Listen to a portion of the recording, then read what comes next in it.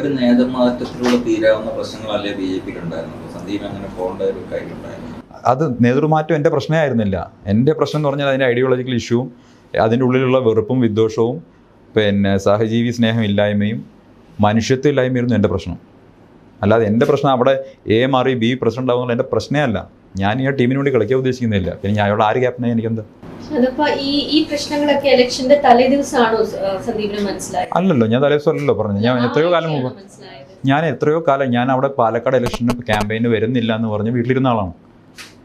State president വിളിച്ച് എനിക്ക് അതൊരു വളരെ ഞാൻ പറഞ്ഞു, അത് ഞാൻ എഴുതിയിട്ടുണ്ട്, അതൊരു ചെയിൻ ഓഫ് ഇവൻസ് ആണെന്ന് ഞാൻ പറഞ്ഞിട്ടുണ്ട്. അതെനിക്ക് പറയാനാണെങ്കിൽ ഒരുപാട് കാലം വേണ്ടി വരും. പാലക്കാട് ജില്ലാ നേതൃത്വമായിട്ട് ബന്ധപ്പെട്ട് എൻ്റെ പ്രശ്നങ്ങൾ നേരത്തെ സംഘടനാ സെക്രട്ടറി സുഭാഷി ഉണ്ടായിരുന്ന സമയത്ത് അത് ഞാൻ പലപ്പോഴും മീഡിയയോട് പറഞ്ഞിട്ടുള്ളതാണ്.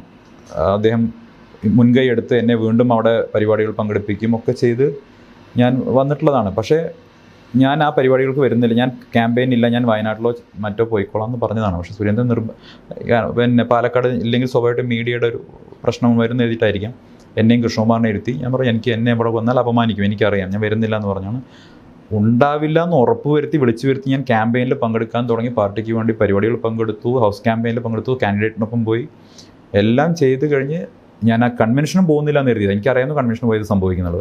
പിറ്റേ ദിവസം കൊട്ടാരക്കര പരിപാടിക്ക് ഞാൻ പോകാമെന്ന് പറഞ്ഞപ്പോൾ എന്നെ നിർബന്ധിച്ച് വിളിച്ചു വരുത്തിയതാണ്. നിങ്ങൾ എന്തായാലും വേദിയിൽ ഉണ്ടാവണമെന്ന് പറഞ്ഞ് വിളിച്ചു വരുത്തിയതാണ്. അവിടെ നിന്നാണ് ഇൻസൾട്ട് ഉണ്ടായത്. ഒരാൾക്ക് എത്ര തവണ താങ്ങാൻ പറ്റും? അതിന് മുമ്പ് പ്രൈം മിനിസ്റ്റർ വന്ന പരിപാടി എന്നെ അറിയിച്ചില്ല, ഓൾ ഇന്ത്യ പ്രസിഡന്റ് വന്ന് അറിയിക്കില്ല, കേന്ദ്രമന്ത്രിമാർ വന്ന പരിപാടിയിൽ എന്നെ ഇതേപോലെ അവഹേളിച്ചു. ഇതെല്ലാം ഞാൻ പറയാതെ മാറ്റി വെച്ച കാര്യങ്ങളുണ്ട്. ഇതെല്ലാം എനിക്ക് അതാത് സമയത്ത് സംഘടനയുടെ ഉള്ളിൽ പറഞ്ഞിട്ടുണ്ട്. പിന്നെ സ്ഥിരമായി കംപ്ലയിൻറ്റ് ചെയ്യാൻ ഒരു കംപ്ലയിൻറ്റ് ബോക്സ് ആവാൻ താല്പര്യമില്ലാത്തതുകൊണ്ട് പലപ്പോഴും പറഞ്ഞിട്ടില്ല. നേരത്തെ പറയാൻ സംഘടനാ സെക്രട്ടറി ഉണ്ടായിരുന്നു. സംഘടനാ സെക്രട്ടറി BJP-യിലില്ല. പിന്നെ ആരോട് പോയി പറയും? ഈ കൺവെൻഷന് സന്ദീപിനെ ആരായിരുന്നു വിളിച്ചത്? സ്ഥാനാർത്ഥി വിളിച്ചിട്ടുണ്ടായിരുന്നു. അവിടെ ഞാൻ ഉണ്ടാവേണ്ടതാണ് വേദിയിൽ എന്ന് നിർബന്ധിച്ച് പറഞ്ഞു. അതിനുശേഷമാണ് അവഹേളിക്കപ്പെടുന്ന സാഹചര്യം ഉണ്ടായത്. കേരളാവുന്ന രഘുനാഥാണ് പറഞ്ഞത്. അല്ല, അതൊരു ഇഷ്യൂ, അത് ലാസ്റ്റ് എന്നെ ട്രിഗർ ചെയ്ത ഇഷ്യൂ അതാണ്. കാരണം എന്നെ അപമാനിക്കില്ല എന്ന് ഉറപ്പ് വരുത്തിയ ശേഷം വിളിച്ചു വരുത്തിയത് ചെയ്തപ്പോഴാണ് പ്രയാസമായത്.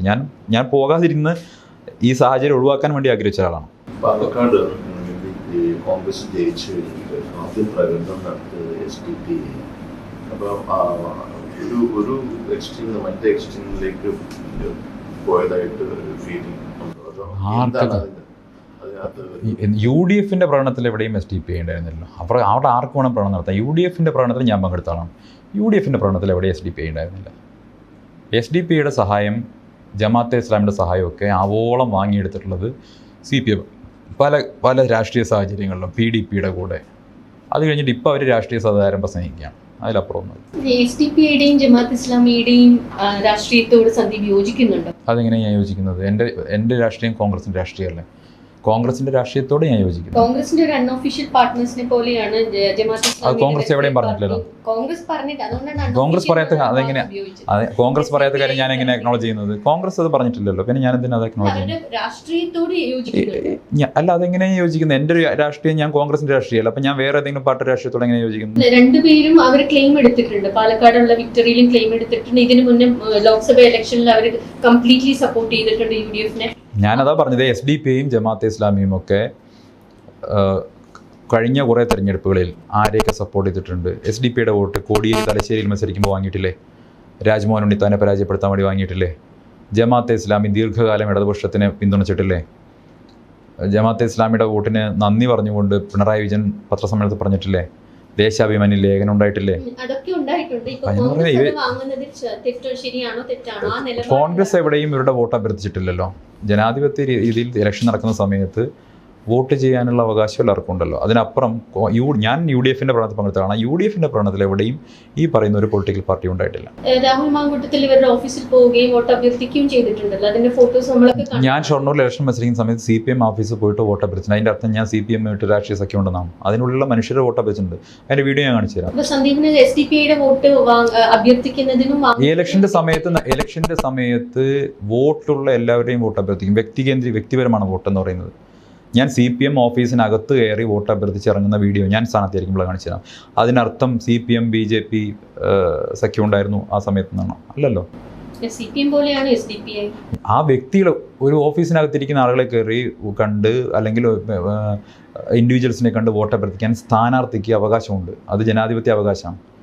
ആ സ്ഥാനാർത്ഥിയുടെ അവകാശത്തെ നമ്മളെങ്ങനെയാണ് ചോദ്യം ചെയ്യുക? അല്ല, അത് കഴിഞ്ഞ് SDP നടത്തിയ റാലിയെ കുറിച്ച് അല്ല, SDPI റാലിയത്തെ SDPI ചോദിക്കേണ്ടത്. UDFന്റെ ജാഥയിൽ എവിടെയും SDPI ഉണ്ടായിരുന്നില്ല, ഞാൻ കണ്ടിട്ടില്ല.